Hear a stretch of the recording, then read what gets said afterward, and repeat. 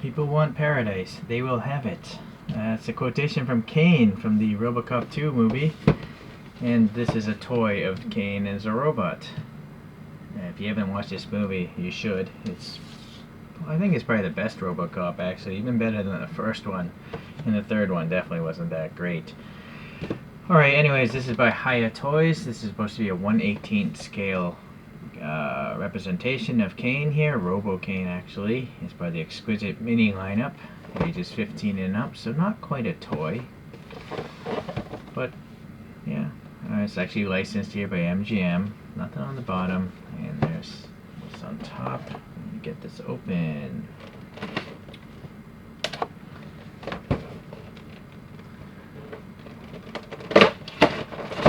I got this off AliExpress if you're wondering. So there's still a bunch out there, I think.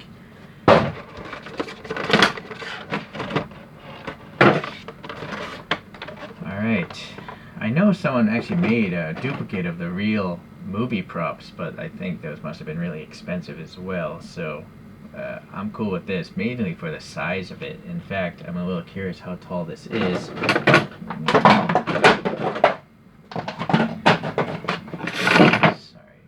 Packaging got in the way. Boy, looking at this thing here, it's a little under 6 inches, but in the metric system I would call it 144 millimeters or so, just standing like that. But I believe the legs can articulate up and down a little bit, so we might have to measure it again. Alright, well, let's take a look at this thing. It's all plastic, of course. Maybe there's some screws holding it together. Actually, it looks like there's a stainless steel pin right here, and maybe in the elbow too, so that's nice. Yeah, there's some metal pins in the joints. So let's start with the head. I also know Hiya Toys has one with the TV screen coming out, but I prefer this armored look myself, so I went with this one. Does this even come off? No, it doesn't come off, but it does rotate. I guess you can go all the way around, but it collides with the shoulder, so maybe you can't. And I guess it's just a peg with a ball on top, because you can get a little bit side to side and front, very little front to back, so not much articulation in the head, actually. I think it would have been cooler if it was actually a dumbbell, like a ball peg down here as well. Then you could move it forward and back, but I don't think that's the case here as I try to push it. Alright, the actual finish I'm noticing is like a gunmetal, and there might be some paint wash on it. Like, this looks a little dirtier here than here, so I think they may have either airbrushed the darker smoke over it. Yeah, right here you can hopefully see it's like darker right here than it is right here. It's not just the light. Yeah, because the light's hitting here the most right now, but this is still brighter. So they airbrushed a little shading over it, which I think is nice. The back of the head, yeah, just some grooves and stuff like that. The top is relatively plain. So the chest now, we have these wires coming into this thing, and then some sort of nuclear reactor or something. And really cool small rivet marks, or not rivets, bolt heads. So very cool. And then there's like a silver dry brushing to bring out those edges, so it's very nice. This is actually pretty much like a finished model kit, it seems. Alright, so we have a recess with some black paint here, and then just a bunch of, bolt head details, and they're actually hollow in the middle, like they're hex socket cap bolts. Very nicely molded, very impressive. Yeah, you can see there's a lot of black here, but none here, so they went over it and paint washed it with some black as well, I think, beyond the actual silver. So the torso, it just spins a little left and right. Not much, because it seems to collide with the frame there, so that's not much rotation at all. These shocks here don't seem to move. It would have been so cool if they could have, but then it'd probably break. So it's nice. I'd just rather have it look nice than actually function. So yeah, they're nice shocks and all. They have like a red stripe painted on there, and then you can see these hoses. It's terminating here, and they're actually flexible hoses, by the way. And and there's just a bunch of them running to the back here, so that's nice. Very flexible, even though they don't need to. You could probably pop them out, but I don't know why you'd want to do that. So now in the back here we have some vents, and they are painted black in these physically molded recesses, and there's a bunch of hoses back here, conduit, black and silver. There's a tiny bit of blue here, like a aluminum fitting you'd find in a race car. Very nice. This is dark. They must have sprayed some smoke over, or black over this area. So that's impressive.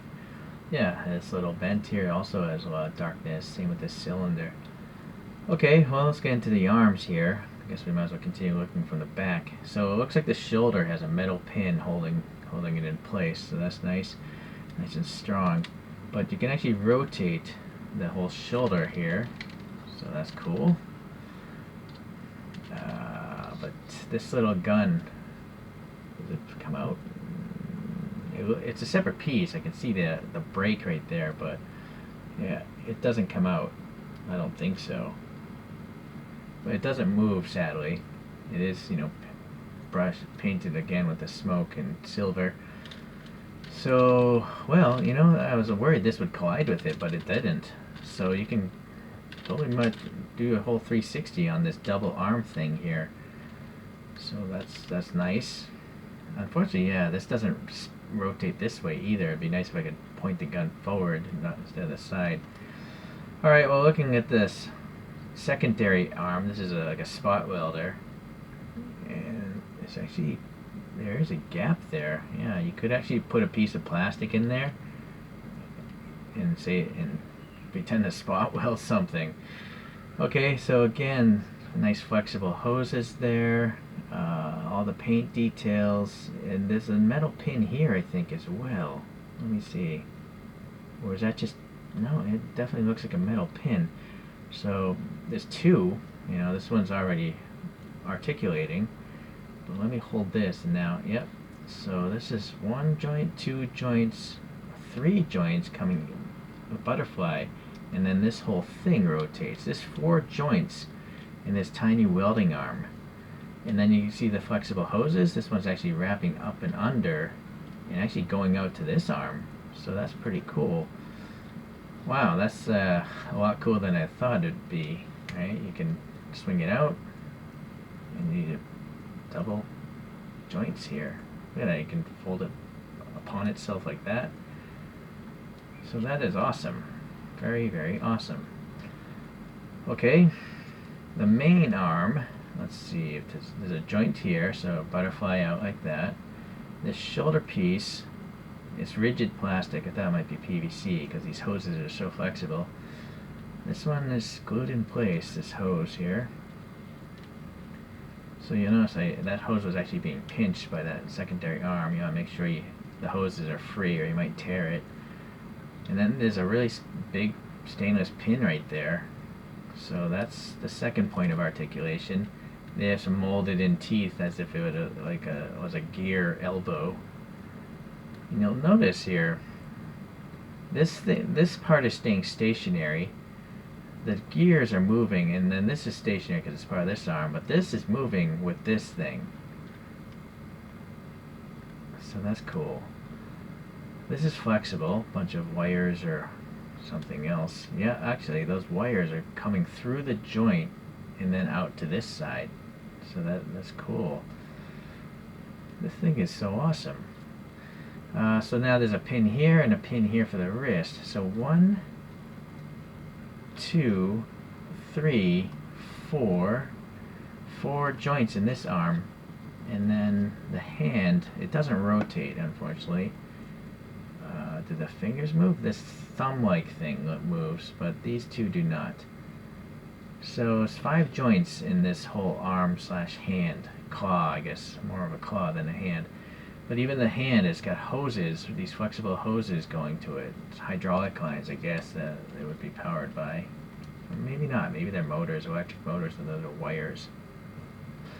Alright, so that's cool, though, that you get so much articulation in this arm/hand.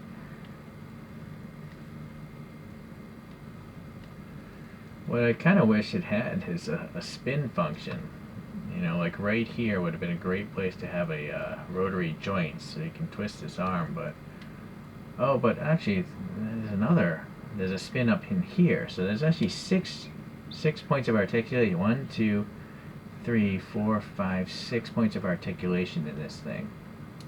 Really, this is awesome. This is one of the coolest action figures I've gotten in a long time. Alright, well, let's just try to put this in like a storage mode, maybe like that. Okay, something like that. Alright, so now the other side. I guess we'll start with the big one. I believe this thing comes out. This claw hand thing. Does it? I saw, I think it was the review spot is a channel. He's reviewed all these Hiya Toys things. And unfortunately this one's really stuck in there. So, oh, maybe I have to push the arm out first. This like battering thing. I think this slides out. It's really stuck though. I'm worried about these cables. Might be some stuck paint. Yeah, there, it's starting to move, but be careful of the wires or cables. There we go. Alright, so the two shafts are going through this hole here. And then you'll see here, the shaft actually has like a groove. So it's never going to twist out of alignment. Try to push it all the way. I guess that's all the way. Alright, so that obviously extends, and then like, I can definitely see a steel pin going through here, and then I think this thumb might move as well. But I think I'm going to need a foam pry tool. Hold on. Let's see if this thing will help out, if I can get under.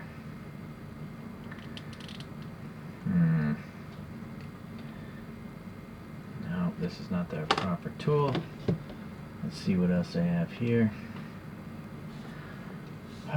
Maybe this one.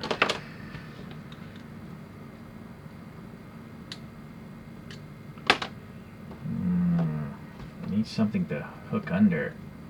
That is not coming out. I can also see a pin going through those fingers.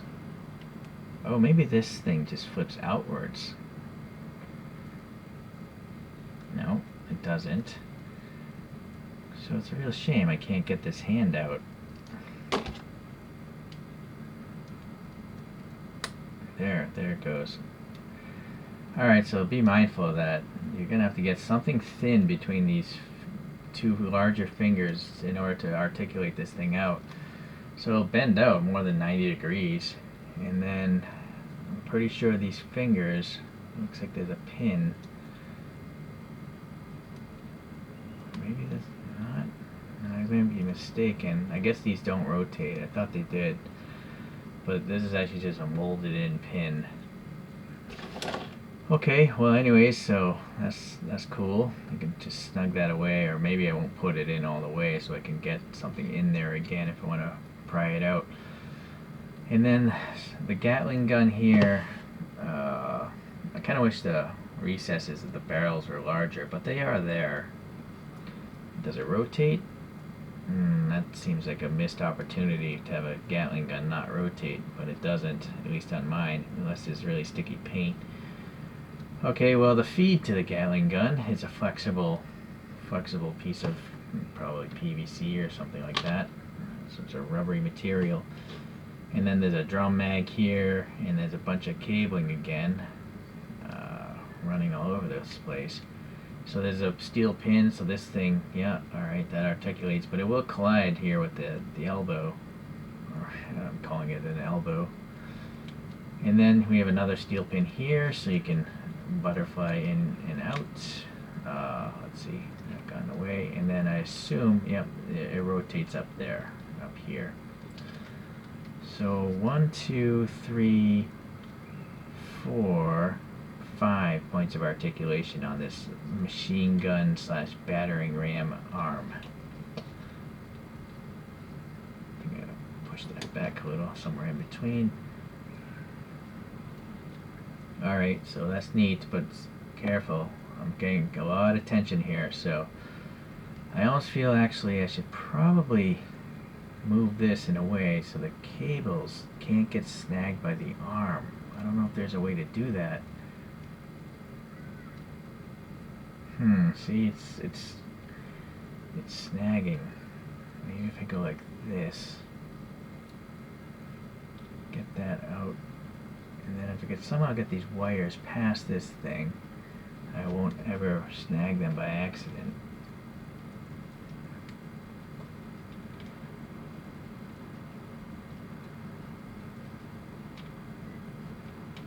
I'm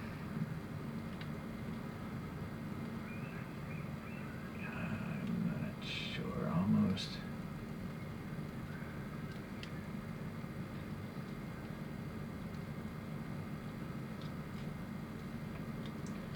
Well, maybe it's just by design that those things have to be inside of this arm. I feel like it's a little scary, see? Like it's just getting all caught up there.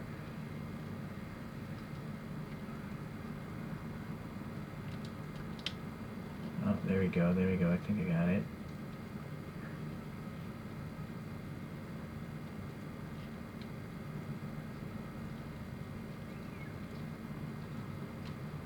Alright, I did it.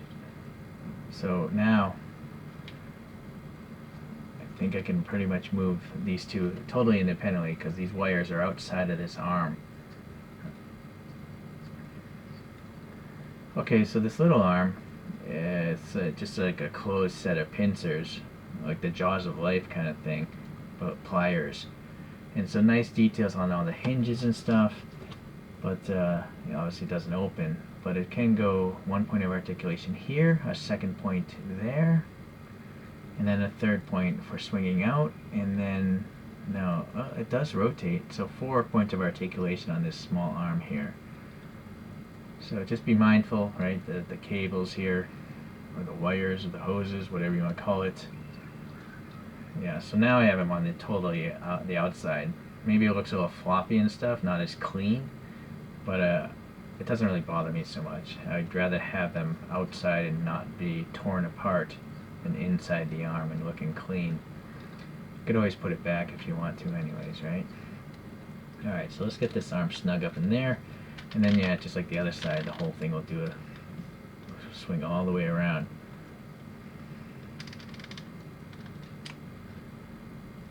Alright, cool. Cool. This is a long video. This thing has a lot going on.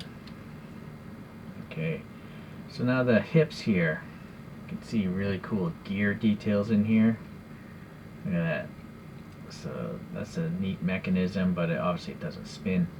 But this main hip here, yeah, it'll spin all the way up forward. Get this arm out of the way, blocking the view. Alright, and then it'll obviously go all the way back, way back. So yeah, this thing can literally kick its shoulder. And then so we have this articulation here, and that nothing's stopping that other than the physical collision. So if you swing this all the way down, you can get even more, right? And then the knee joint, yeah, the knee will spin, but only about, let's see if that's 0, 90, yeah, I would say 90 degrees. Now I'm seeing 2 metal pins here, so let's see, the top, no, that's the bottom, so the bottom will spin. Oh, no, but there must be some more articulation because there's a metal pin there, right? Why would they put that there?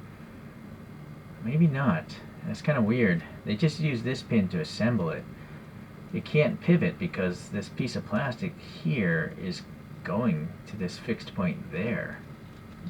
So yeah, that's interesting why they would do that. I'm not sure, but yeah, so it's only this ankle can move front and back. But here the toe has a metal pin, so that should, it's really stuck. Alright, a few degrees of the front foot.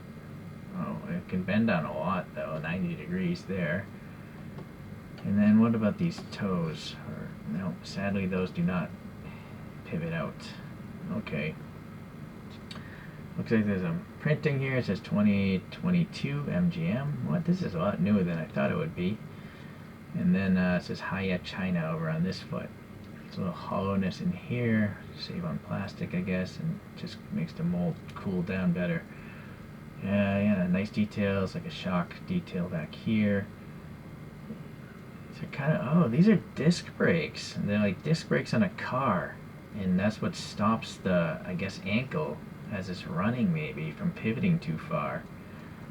You'll see there's a little rubbery hose connecting the caliper to the shin or whatnot. So that's really cool. Very cool. There's so much stuff going on in this thing. Okay, so let me put this guy in the tallest position possible, and let's see how he stands. Now, oh yeah, it's like a totally different robot now. It's so tall and like lanky. Where's that ruler? I'm just gonna measure the top of the head. It's almost 7 inches, or I would say 18 centimeters, a little bit under both of those dimensions. And then let's see if we can get it in the lowest position, which I think I gotta wind that way back, this thing way down, the foot way forward.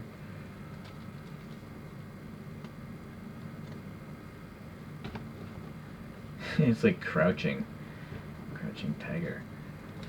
So now,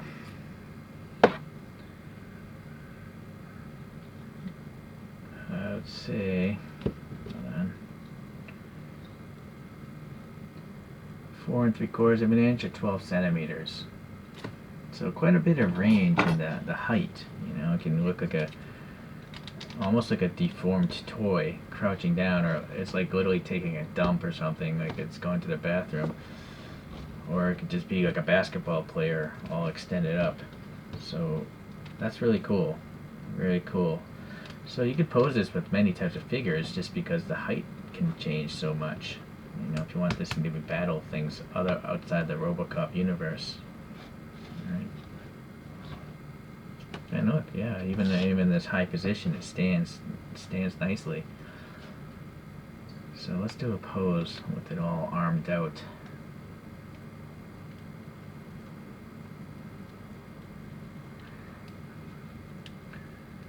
Be really careful of these wires.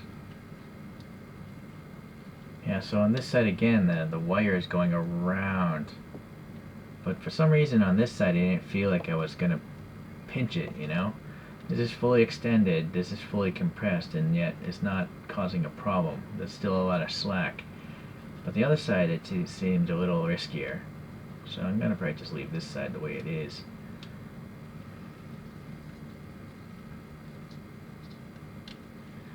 Oh, a simple solution is also just to rotate it backwards like that. So now the cables are facing each other like that. Now it's totally impossible for it to you know, snag a cable and tear it out.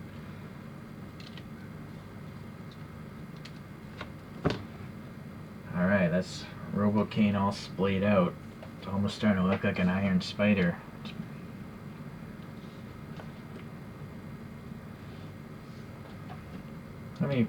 Now let's get it back to a more normal position, because let's compare it to some other figures. So I do have the Robocop 2 figure from Hiya Toys, and here it is. It's on the stand, so it's a little taller than it should be.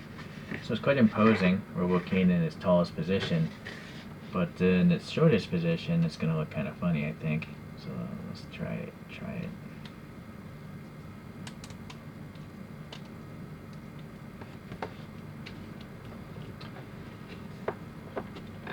You can have the thing even shorter than Robocop on the stand. Alright. Maybe this is like transport mode or something. But I think you kind of just want to find probably something in between. Or maybe like that. Up to you, of course. Alright, and then I have the ED209. And this is quite huge compared.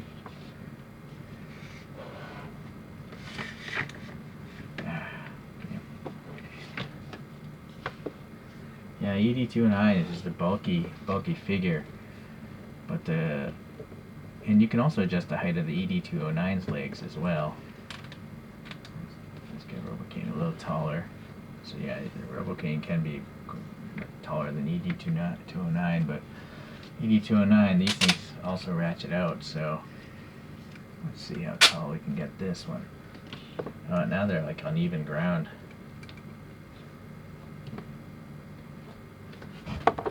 Alright, very cool. Alright, let's get the Robocop stuff out. Obviously they all fit together. Hiya Toys has done a good job on all of these Robocop figures. I actually have a miniature deformed Robocain. It says Orion Pictures, meant MGM. It doesn't say who made this toy, sadly. Or it says T-Arts. I don't know what T-Arts is. I've never heard of it. But I'm gonna assume that's the company that made these little deformed figures. This one just... the head rotates a little bit. I've never reviewed this, so I don't think there's much else going on. But for something that's short and small, it's actually pretty cool looking. You know, the weathering they did on it. So if you really love Robocain, you might want to look into that. Alright, let's see. I like to bring out my 3A toys since I never reviewed any of them. This is, I think, called a Birdie Mark II. It's definitely a Birdie. I don't know which is Mark. I'm pretty sure it's a Mark II. Maybe it's a Mark I. Okay. Actually, maybe it is a Mark I. I think the Mark II might be a lot huger. I put in these little jewel eyes, jewelry beads. And this is awesome because just look at the weathering. I didn't paint this. This is the way it came from 3A. This is a vinyl toy. Vinyl and hard plastic toy. But the weathering is just insane. It looks like a robot that's been around for hundreds of years in acid rain. And then it has articulating fingers. Right? So each of these fingers actually moves. Yeah, so very impressive. Unfortunately, 3A, yeah, they're really expensive. But, I mean, it also has soft goods. So it has cloth sewn pouches there. Right?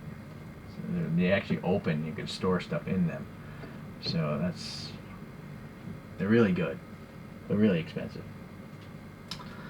The last one I'm going to bring out is a Votoms because I have so many Votoms on my channel. I really like them. They're these walking tanks. This is a Robo Nemo. There's actually a little Robo Nemo figure in there. And yeah, it's a really cool, fun toy, I guess. Super deformed. It doesn't look like this in the cartoon series. This is a deformed version. But again, this jewel eye came with it. I didn't add that. And I added it to this, but not this. So, really neat, but it's quite small. Alright.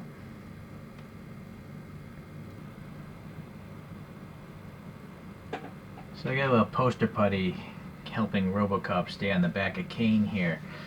But as you see in the image, oh, there he goes. Alright, before it falls off, that's as good as I can get to that photograph in the back. I do notice these hinges in the legs, there's no ratcheting, so it has a hard time keeping the weight of Robocop up there. You might want to add like some floor polish or something into the joints to tighten them up. Sorry for the cat here.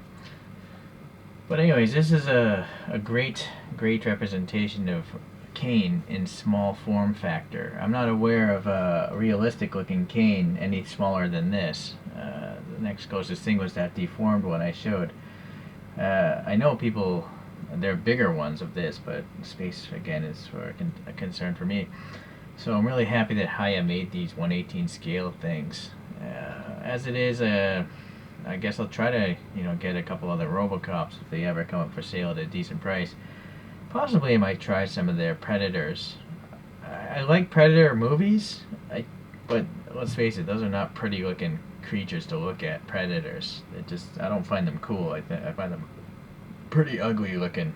But these figures are neat, so maybe I'll try them out. Well, anyways, thanks for watching today, and I'll see you in the next action figure video.